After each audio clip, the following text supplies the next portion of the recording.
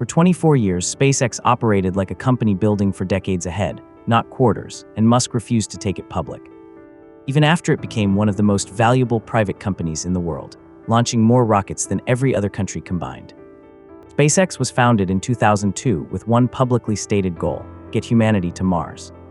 But Musk understood that reaching Mars wasn't a single engineering problem.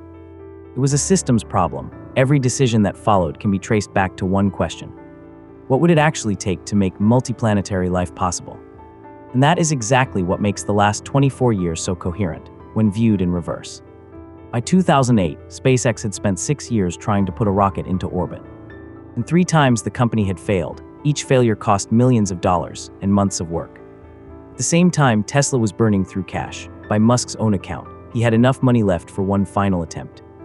On September 2008, that attempt worked. 3 months later, NASA awarded SpaceX a $1.6 billion contract to resupply the International Space Station. Not venture capital, not public markets. NASA's money gave Musk something far more valuable than cash: time and autonomy. Also, NASA used fixed-price agreements, which forced SpaceX to innovate. The incentives were completely different from the rest of the industry, and the results eventually reflected that. For 50 years, the aerospace industry operated on one unquestioned assumption. Rockets are expendable, you launch them, and then they burn up or fall into the ocean. But Musk challenged that assumption anyway. On December 2015, a Falcon 9 first stage deployed its payload. Then it flew itself back to Earth, in becoming the first orbital rocket ever to land upright under its own power. Launch costs began to fall, and SpaceX began to dominate. But the deeper implication wasn't cost reduction, it was throughput. A reusable rocket can launch again, which means more frequent launches. And more frequent launches mean you can put things in orbit at a scale that was previously uneconomical. The reusable rocket wasn't just an engineering achievement. It was the infrastructure prerequisite for everything that came next. Reusability made SpaceX stronger, but it also made going public less necessary. The company no longer needed outside investors to fund growth. In 2015, Musk announced an ambitious new project: a constellation of low Earth orbit satellites designed to blanket the planet with high-speed internet. The goal sounded simple, but the scale was anything but. The plan called for thousands of satellites, eventually tens of thousands. The skepticism was immediate. Satellite internet had a poor track record. Companies like Iridium had pursued similar visions in the 1990s and collapsed under the weight of their infrastructure costs. But critics overlooked something important: the prerequisite had already been built.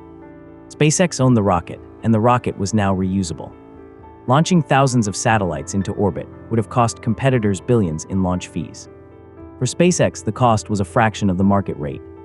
They were not just building a satellite constellation. They were building the transportation infrastructure that made the constellation economical in the first place. Starlink entered beta in late 2020 with roughly 10,000 users. By early 2026, it had surpassed 10 million active customers across 160 countries, and revenue reached $11.4 billion. For context, that margin exceeds the average profitability of global mobile and network operators by more than 20 percentage points. And unlike those operators, Starlink owns its satellites, its launch vehicles, and its ground hardware. A cash machine powerful enough to fund its own ambitions, which only made one question stranger: why go public now? On February 2, 2026, SpaceX completed its acquisition of xAI, the largest private merger in history.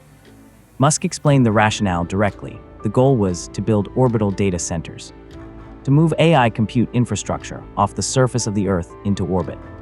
Powered by solar energy, operated by SpaceX satellites, and launched by SpaceX rockets. The reason isn't poetic, it's physical. AI training clusters now consume energy at levels that rival small cities. And the larger they become, the harder they are to cool. In orbit, those constraints disappear. Continuous solar exposure provides effectively unlimited clean energy, without cooling constraints, land permits, or grid dependency. The IPO prospectus reveals where SpaceX sees the future.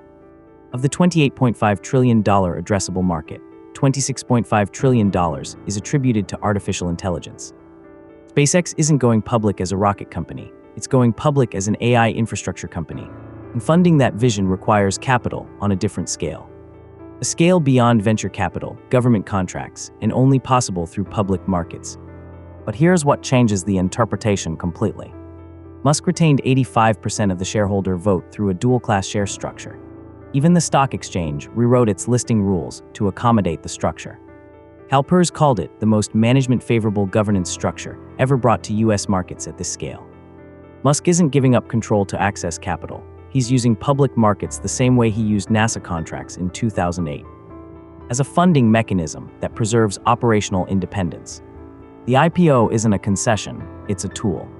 SpaceX doesn't need your money to survive, and it never did. What changed isn't the company, but the scale of what comes next. Looking back, none of these projects were random. NASA funding reduced dependence on investors, while reusable rockets reduced dependence on expensive launches.